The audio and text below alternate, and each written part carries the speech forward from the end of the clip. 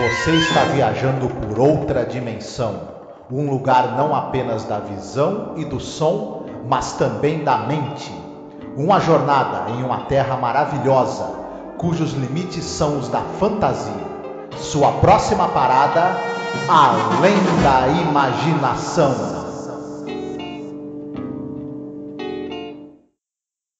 Where are we? What are we? Who are we? None of us knows, Major. We don't know who we are. We don't know where we are. Or maybe we're on a spaceship, going to another planet.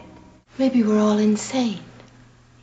Or maybe this is a mirage, an illusion. We're dead. And this is limbo. We don't really exist. We're dream figures from somebody else's existence. Or we're each of us having a dream, and everyone else is part of the other person's dream. You call it. You can have it. That's the one thing we have an abundance of. Olá, ouvinte! Seja bem-vindo a mais um episódio sobre a série clássica Além da Imaginação. Eu sou a Angélica. E eu sou o Marcos. E hoje nós iremos falar sobre o episódio número 79 da série. No geral, episódio número 14 da terceira temporada. 5 personagens em busca de uma saída. Esse episódio, Marcos, ele é um episódio de Natal. Ele foi ao ar originalmente em 22 de dezembro de 61. Isso não deixa de ser curioso, porque esse é um episódio que ele tem assim uma vibe, né, filosófica, um tanto quanto perturbadora. É um episódio que eu acho maravilhoso, né, já vou falando. Dirigido ali pelo Lamont Johnson. O roteiro é do Rod Serling, baseado num conto do autor chamado Martin Pital, que era um jornalista. O nome era The Depository, que ele, na verdade, não é um conto publicado dele, né? Mas ele acabou vendendo esse conto para o Rod Serling. Ele encontrou o Rod Serling num comício, né? Apresentou para ele. O Rod Serling achou interessante e falou para ele apresentar para o Buck Houghton, né? Que é o produtor da série. E tem uma coisa interessante também, esse nome, 5 personagens em busca de uma saída, é inspirado numa peça de teatro do Luigi Pirandello, de 1921, que é 6 personagens em busca de um autor. É uma peça muito curiosa e experimental, sabe? Que é uma peça que hoje em dia chamam de teatro do absurdo, né? A história é mais ou menos assim. Há uma trupe de atuação que acaba sendo interrompida por uma família, né, que é pai, enteada, mãe, filho, um menino e uma criança pequena. Eles estão buscando um autor para terminar a história deles. Então é uma peça interessante, não a conheço, né, mas achei muito curiosa. Também tem inspiração numa outra peça de 44 chamada No Exit, uma peça que foi interpretada no Teatro de Paris. Essa peça é uma peça existencialista do Jean-Paul Sartre, né? E é uma representação da vida após a morte, em que 3 personagens, pessoas falecidas, estão todos trancados em uma sala, mobiliada ali no estilo do Segundo Império Francês por toda a eternidade. E ali tem uma história, ali uma personagem lésbica, tem uma outra personagem que ela é atraída somente por homens viris, né? Então são peças interessantes, mas você vê que é uma história muito curiosa, né? Sim, é uma história muito interessante. Se a gente pensar que a gente pega o especial de Natal, se eu não me engano, da temporada anterior, né? Que era Night of the Meek, não é isso? Isso, A Noite dos Mansos. E ele tem uma história muito clara, né? Em relação a esse clima natalino, de você ter bons sentimentos, explorar generosidade, enfim, empatia e tudo isso. Ela é uma história que ela tem elementos fantásticos, mas ela tem uma mensagem muito clara e muito natalina. Obviamente, embora tenha um tom meio triste também, de crítica social. Já aqui, é uma obra muito aberta. Você tem filosofia, discussões existencialistas, um plot twist muito interessante que pode estar relacionado com o elemento fantástico ou não. Enfim, gera muita discussão o que essa história realmente significa. E, claro, ela tem alguns elementos do que você citou, do que é chamado do teatro do absurdo. As pessoas estão presas em situações das quais elas não podem sair. São situações nonsense, você não sabe como você foi parar ali, como você vai conseguir sair daquele negócio. Tem muita sensação de claustrofobia e de uma situação que rompe os limites da lógica também.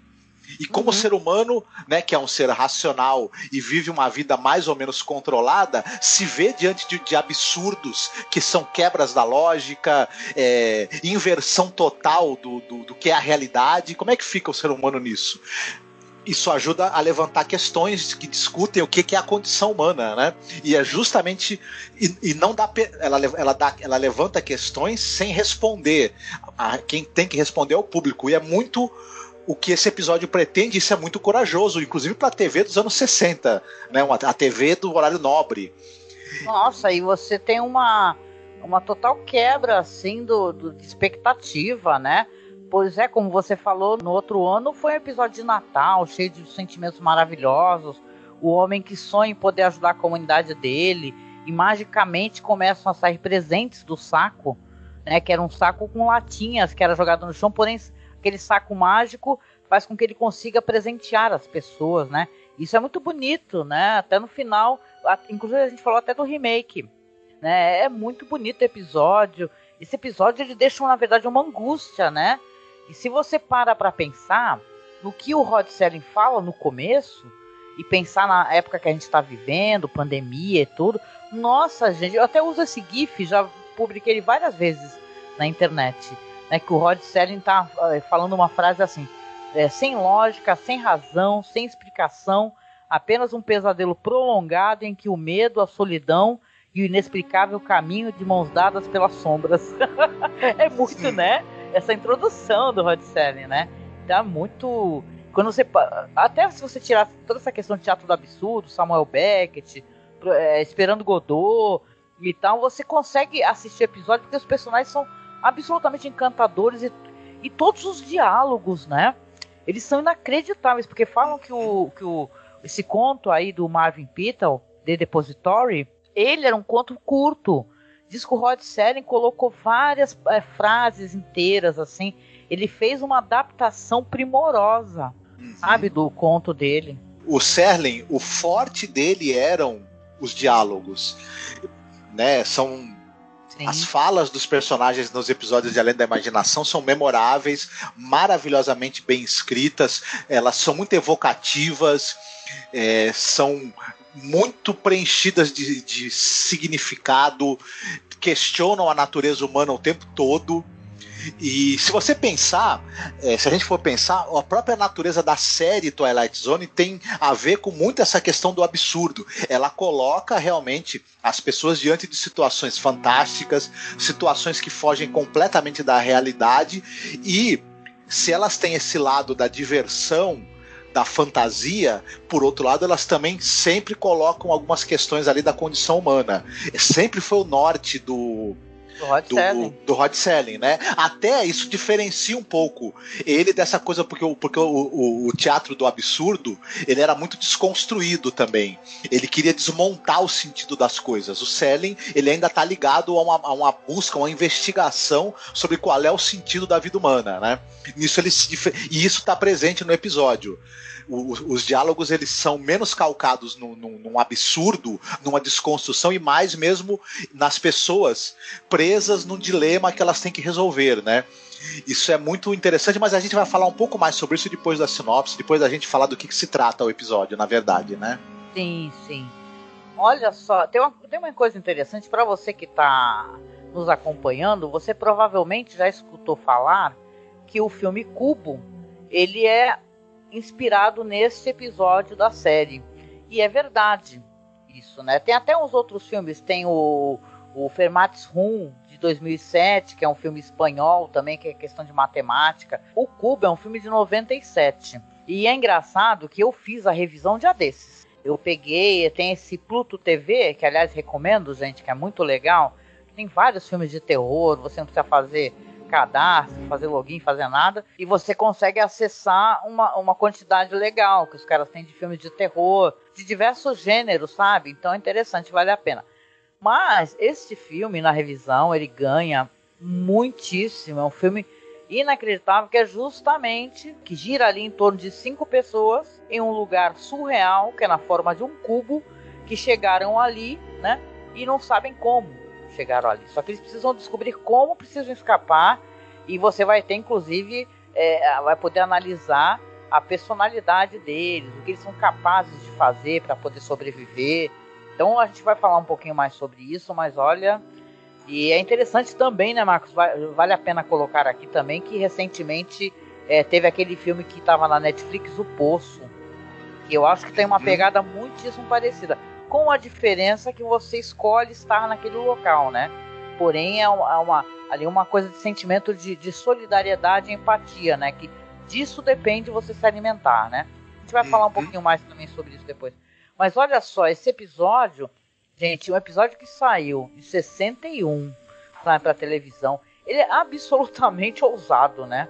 Pra época dele. Eu sei que a gente está se repetindo, mas porque a gente no episódio passado nós falamos sobre cinema mudo, mas cara, é quase que inacreditável, né, Marcos? Se você para pra pensar o que o Rod Serling estava fazendo pra televisão. A gente já tinha comentado antes várias vezes, nessa terceira temporada ele estava se sentindo muito mais seguro. Já tinha 2 temporadas em que o sucesso da série se estabeleceu, havia uma confiança da CBS no trabalho dele e no retorno que eles tinham com os anunciantes. Nunca deixou de ter um certo controle, uma certa censura, a gente sabe disso, mas ele se sentiu mais seguro para tentar coisas que tinham mais a ver com ele enquanto criador, ser mais autoral e ousar bastante. E acabou gerando esses episódios que a gente não tem como classificar, a não ser como ousados, né? Para começar.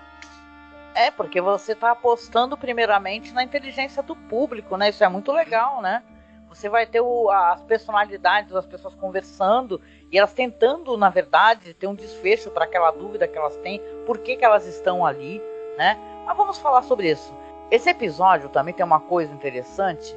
Tem aquele episódio de After Hours, sabe? Que é aquele da mulher que ela tá numa loja de departamentos, né? E ela começa a ver que os manequins falam com ela. É uma história um pouco de terror, história do Douglas Reis, que a gente adora. Então as pessoas costumam comparar, tá? Com esse episódio aqui, mas eu acho que tem várias diferenças. Sim, tem a questão de confusão, de você ter depois aquele plot twist, que você vai descobrir tudo de uma vez só, mas eu acho que existe um pouco de riqueza também nesse episódio, né? Nesses personagens, nesse negócio de eles serem... É uma característica, inclusive, do teatro do absurdo, né?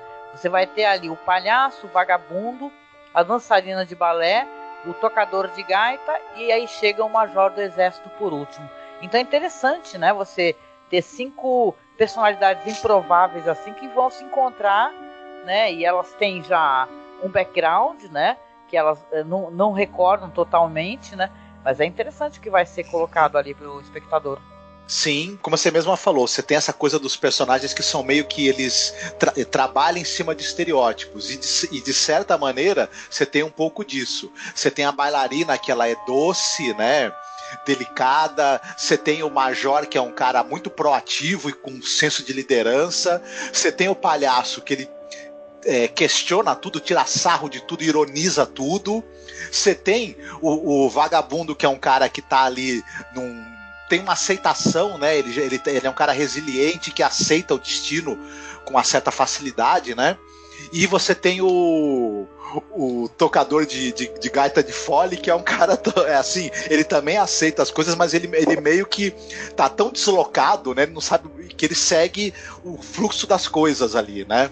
E os atores, o que a gente pode falar sobre eles? A Susan Harrison é uma atriz que ela trabalhou basicamente na TV, ela teve uma carreira curta, né? Ela entre 56 e 63 e participou de várias séries de televisão, do Alfred Hitchcock Apresenta, por exemplo. Enfim, teve o Bonanza, mas ela teve uma carreira curta na televisão. Ela teve teve algumas discussões ali, porque olha só essa questão da mulher, né, no audiovisual, queriam pagar menos para ela, né? Não, eu achei isso muito interessante também, eu pesquisei, e ela ganhou no final, né? Ela teve um embate, inclusive, com um ator que você não comentou, que é o William Windom, né? Que ela teve já várias discussões com ele, né? E parece que estava tendo uma lance ali dos caras realmente quererem pagar menos para ela, né? Você vê que não é de hoje essa luta das atrizes, então, né? Sim. Aí nós falamos, tem o William Windom, ele era um ator de teatro importante, um cara que interpretou peças importantes, inclusive peças de Shakespeare, entre outras. E aí, já nos anos 60, ele se tornou mais um ator, ele teve uma participação também no cinema, né? Durante um tempo, um ator também de papéis coadjuvantes, mas nos anos 60 ele migrou para a televisão, nos anos 60 e 70, aparecendo em virtualmente tudo que é série. Como ele era um ator muito capaz, um ator com uma formação muito sólida de teatro, ele se deu muito bem na televisão, fazendo papéis de todo tipo em séries de sucesso. Um ator que ele era muito requisitado. Não, e ele participa também num episódio da 4ª temporada chamado Miniatura. Isso. Participa também do Night Gallery. Aí a gente tem o palhaço, ele é vivido pelo Murray Matheson. E também é um cara que tinha uma carreira no teatro. Ele é australiano e também depois uma carreira no cinema. Participou, além desse que nós já falamos, ele participou da Nau dos Condenados, né? Um filme também muito famoso dos anos 50. Do The Twilight Zone, o filme. Ele participa do remake do Kick the Can, do George Clayton Johnson. Isso. E também nos anos 60 ele tem muitas e muitas participações em séries de TV.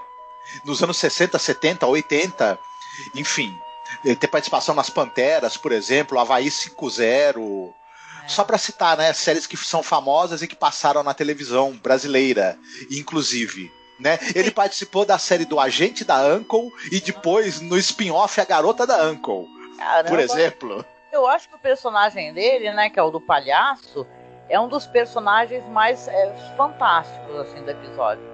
Né, porque é ele que vai ficar com o sarcasmo dele, né, provocando o Major, né, e questionando, né, muito legal. Eu gostei muito do papel dele como palhaço. Ele não é apenas um palhaço, ele além de ele interpretar bem essa figura, né, do clown, ele é um clown, um palhaço crítico e que ele desdenha das suas ideias, das suas motivações e das suas opiniões. Ele põe em xeque. Isso é muito bacana, essa atitude confrontadora que ele tem contra o personagem do William Windom, que é o militar, que tem essa coisa de liderança e de imposição. Né? Então eles têm uma dinâmica muito bacana os dois, né? Uma outra última curiosidade sobre o elenco, você tem o cara que faz o tocador de gaita, né? Que é o Clark Allen. Ele também tem uma carreira curta na televisão, fez alguns poucos papéis, mas ele era um cara que ele era músico, cantor, historiador, pintor, escultor, fazia modelos, era linguista, era comerciante, enfim, o cara era uma pessoa de trocentas mil qualidades e talentos. Era muito incrível a quantidade de áreas em que esse cara atuava, sempre bem sucedido nelas. E entre outras ele também era ator, né? Sim. E caramba, se tem uma coisa que tem que falar também é o mérito do diretor, né, o Lamont Johnson. Muita gente considera esse um dos melhores episódios também da série. O pessoal gosta demais. E é uma espécie de proeza também na questão de iluminação, porque você vê que eles estão num cenário circular, né? Aquilo foi bem difícil para iluminar. O jeito que algumas cenas são feitas ali, que você tem as filmagens assim como eles estando empilhados, né, um acima do outro. Então diz que foi bem complicado fazer a filmagem nesse local e as cenas foram difíceis, né? Então você vê que, apesar de ser um cenário pequeno, né, com aqueles personagens, o Lamont Johnson, o fotógrafo, o iluminador, o pessoal arrebentou a boca do balão, né? O George T. Clemens, que é o diretor de fotografia nesse episódio e em vários episódios clássicos, ele era um grande solucionador de problemas. O roteiro pedia algo que era difícil de ser filmado, os diretores, quando o Clemens estava presente, podiam contar muito com a ajuda dele, e foi o caso desse episódio. A hora de iluminar as cenas, você precisava esconder algumas coisas, ele usava muito a penumbra nesse episódio em alguns momentos. Tem uma hora que eles estão tentando escalar esse paredão que impede eles de ver o que tem do outro lado. A cena, na verdade, que eles estão escalando, ela é filmada deitada, né? Uhum. Mas como naqueles episódios do Batman, né? Eu lembro que até comentei contigo assistindo, falei, lembra que aqueles episódios da série Batman antiga, né? Eles subindo o prédio, assim, que eram cenas que você via que, na verdade, estava virada, né? A perspectiva, né? Sim, e ele usou muito essa coisa de enganar o olhar da gente com a perspectiva falsa, né? E isso foi muito ajudado pela iluminação, pela maneira como ele colocou a câmera, o George T. Clemens e o diretor Lamont Johnson. Tem muita câmera subjetiva, né, nesse episódio. A câmera, ela tá mais livre, ela passeia um pouco pelo local, ela aborda os atores e a atuação deles de uma maneira mais livre, com uma variedade maior de movimentos, aproximações e distanciamentos, que acaba servindo muito para o episódio. Ele pedia mesmo um trabalho de câmera mais inventivo e mais solto. E assim foi feito e funcionou muitíssimamente bem. O tom do episódio nunca é errado, né? Eles não deixaram a peteca cair, porque esse episódio ele podia muito bem dar errado.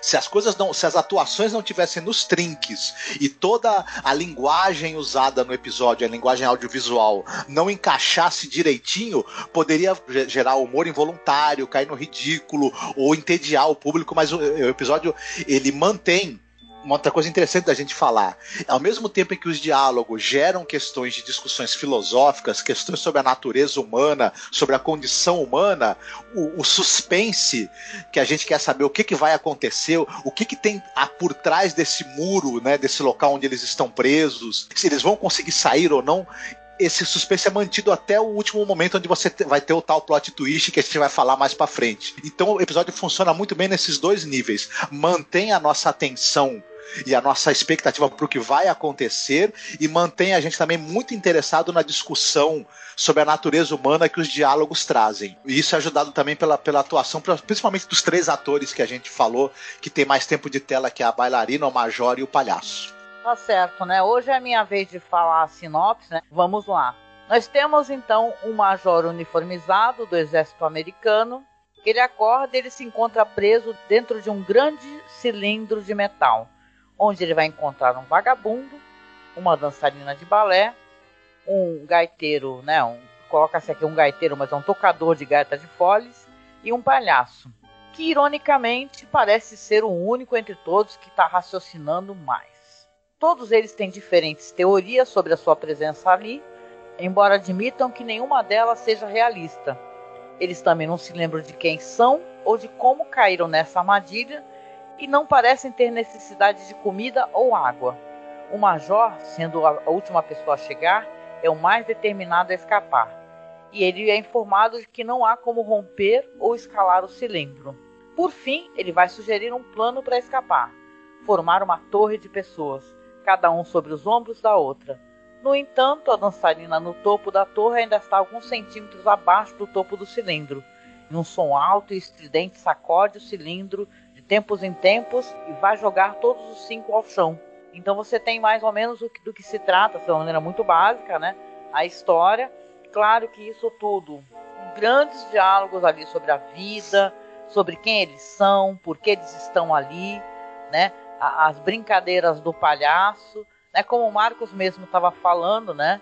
É um episódio que ele se propõe a analisar esses personagens, né? Eles se autoanalisarem, né? Porque, como o Sérgio falou, não tem lógica, não tem explicação, né?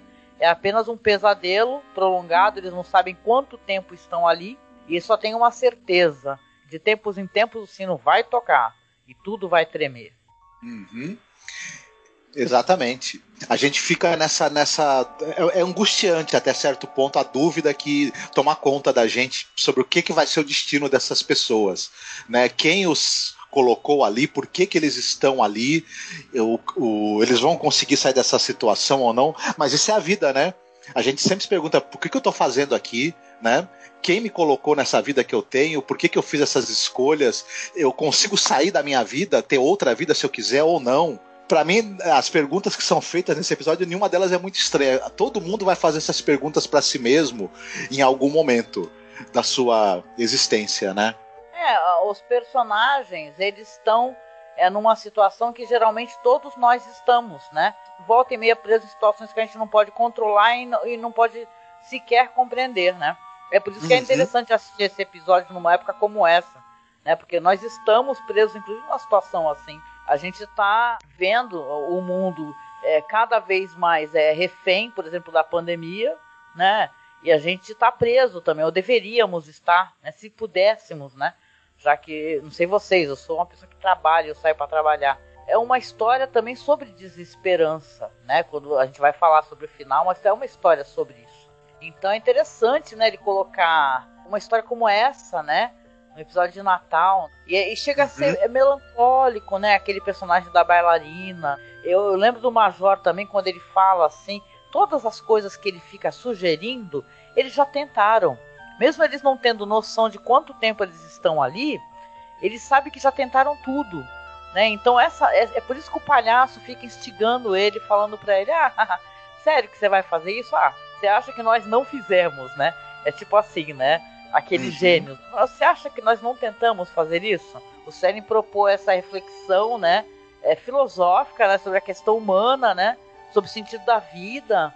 Sim, e interessante, né? Porque quando chega esse novo personagem ali, que é o Major, apesar das pessoas falarem pra ele que já tentaram, que não tem jeito, ele insiste, e realmente essa insistência dele vai acabar movendo os outros personagens a tentarem mais uma vez, e realmente algo vai acontecer, né? Isso, né? Porque eu tava comentando que eles vão começar, né? Depois de vários diálogos, a pensar nisso, por sugestão do Major, né? Falar assim, vamos todos nos empilhar, e eles vão de maneira temerária, né? Como a bailarina não alcança, aí eles vão utilizar, começar a utilizar um pedaço de roupa, né? A espada do Major, né? Para tentar chegar ao final daquela pouca distância que faltou, e vai inverter a ordem. Aí, no caso, vai ficar então o Major lá em cima. E aí, né? Você vai ficar. É uma história muito interessante, que ela é tensa, né? Porque você fica querendo saber, caramba, que espécie de história é essa, né? É uma coisa alienígena, eles foram abduzidos de alguma maneira, e aí você vai ter o desfecho da história. Tem gente que acha que isso é um balde d'água, né? Tem gente que fica furioso, porque acha, nossa, vocês estavam com os diálogos tão interessantes, essa questão humana, né? Quem sou eu, né? Qual é a minha história? E de repente você tem o final... Tchan, tchan, tchan, que eles descobrem que eles estão, na verdade, dentro de um tubo de metal, sim, mas eles são bonecos. E isso é uma porrada, né? Você tem a menina, a criança que pega o boneco do chão, que é o Major, que cai. Aí você vê que tem uma mulher ali que parece tipo do Exército da Salvação, sabe? E ela tá recolhendo bonecos para poder presentear crianças carentes. E ela de vez em quando vai lá e sacode o sino. Ela vai e sacode o sino. E é esse sino que faz com que eles tremam todos lá dentro, né? Que o barulho é muito alto. Isso é muito interessante. Isso é um tremendo plot twist, né? Se você parar pra pensar. Eu sei que tem gente que pode até não gostar, mas eu acho muito interessante, né? Esse plot twist. E tem uma curiosidade. Aqueles manequins, porque depois você vai ter a cena voltando, né? Que a menina, que é a filha do produtor do Buckhalter, inclusive a menina, a moça fala, pode jogar de volta aí. O boneco caiu no chão, na neve, mas pode jogar de volta. Aí quando joga, estão todos os bonecos no chão, mas não são bonecos, na verdade. São manequins em tamanho natural. Embora esteja acreditado a William Tuttle, esses bonecos, na verdade foram feitos pelo Charles Scran, né?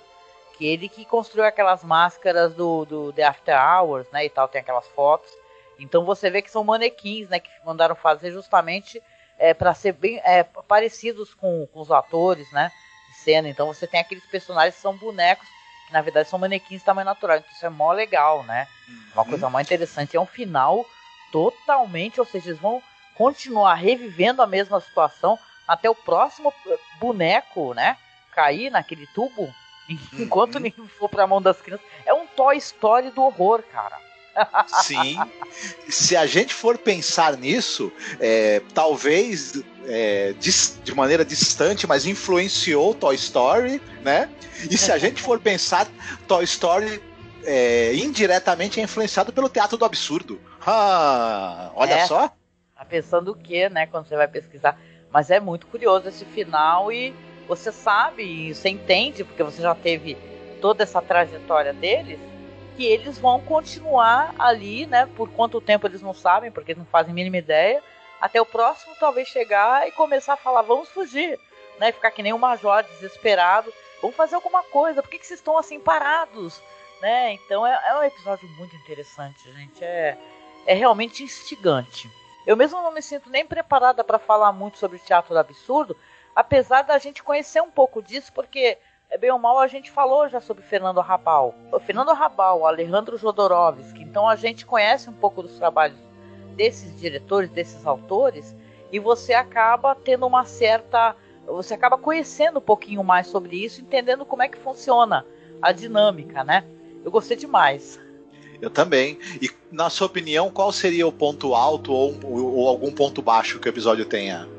Caramba, esse daí, gente, eu não tenho ponto baixo, não. Acho o episódio inacreditável. E ele tem tudo certinho, é que nem você falou. A metragem dele é certa, pra não te deixar enfadado, né? Talvez os personagens começassem a parecer desinteressantes se fosse um episódio de 1 hora, 1h30, um filme, sei lá.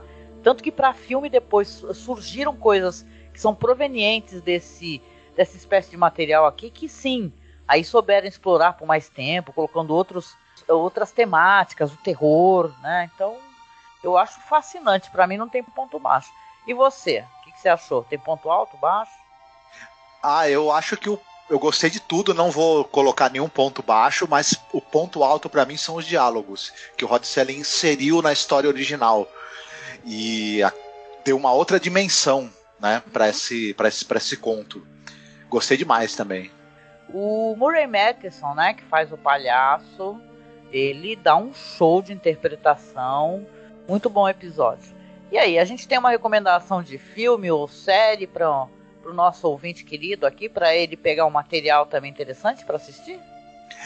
Eu vou roubar como sempre, né, porque senão não tem graça.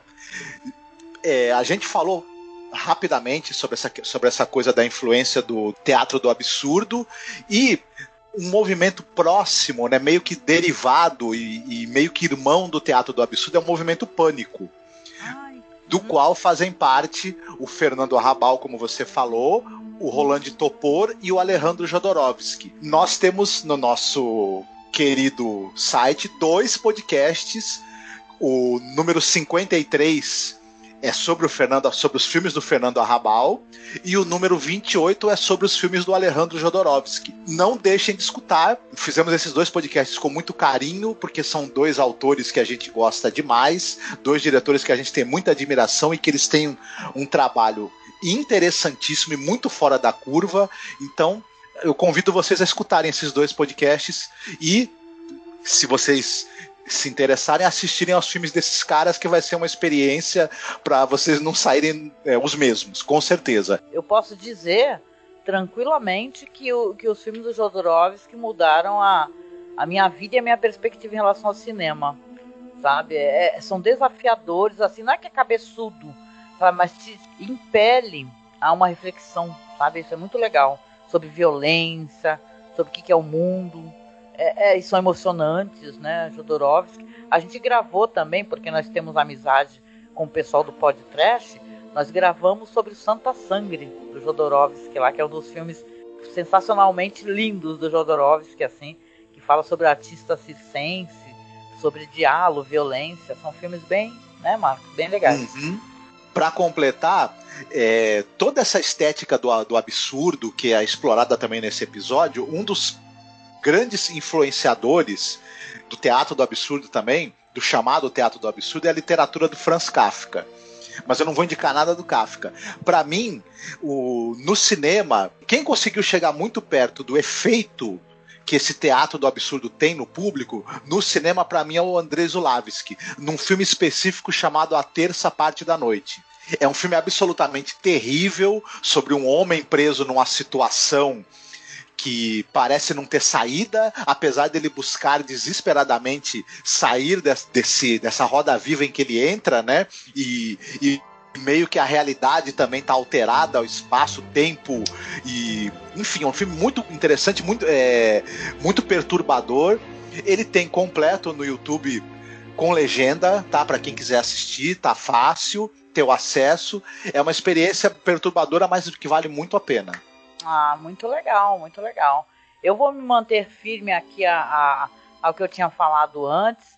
Eu vou recomendar o filme Cubo, para quem não viu, né? Esse filme de terror, ficção científica, que é do Vincenzo Natali. Esse filme vai girar em torno ali de 5 pessoas que estão presas em um lugar.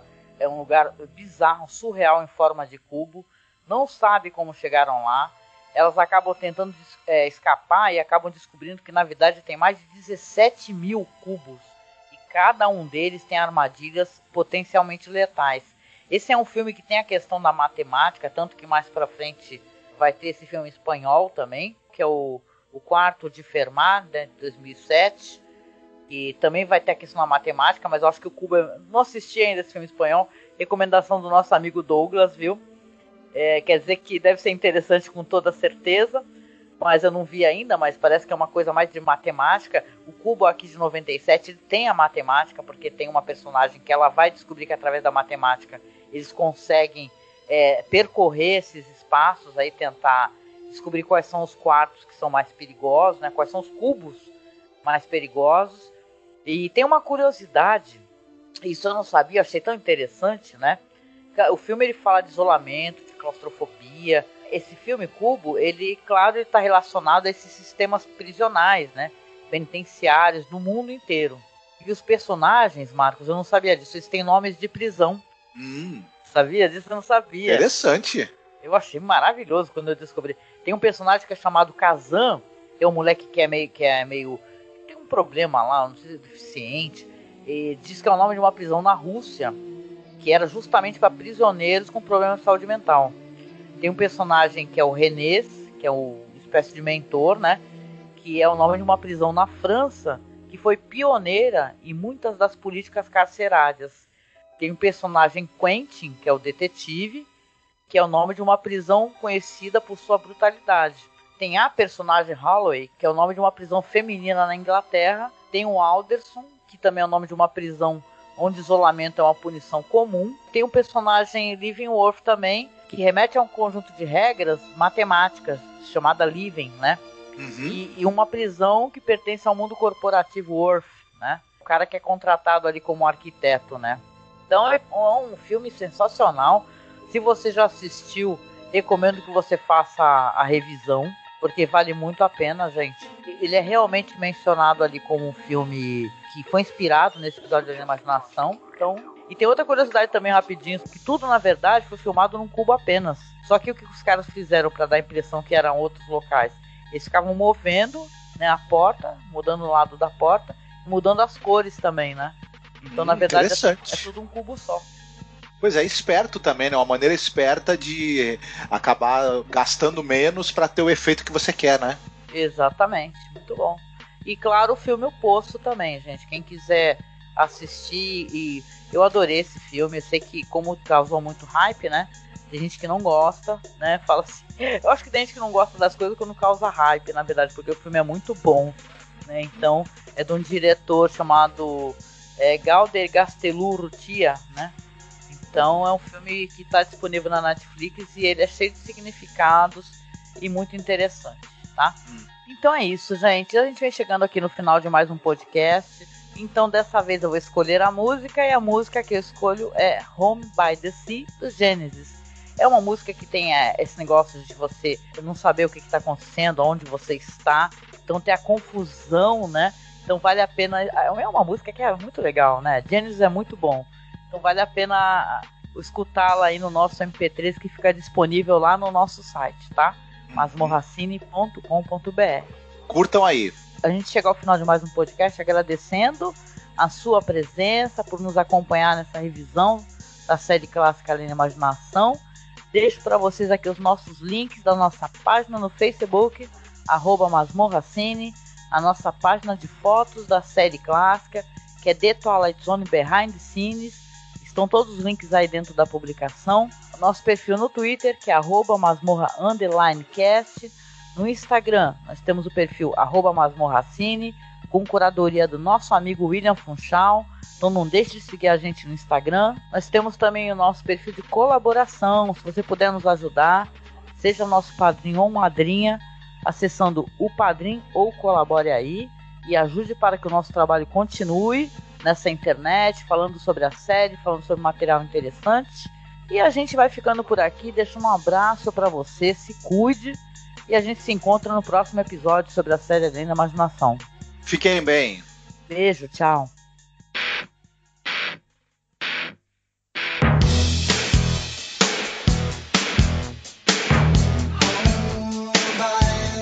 Sea, home by the sea, home by the sea, home by the sea. Creeping up the blind side, shimming up the wall, stealing through the dark of night.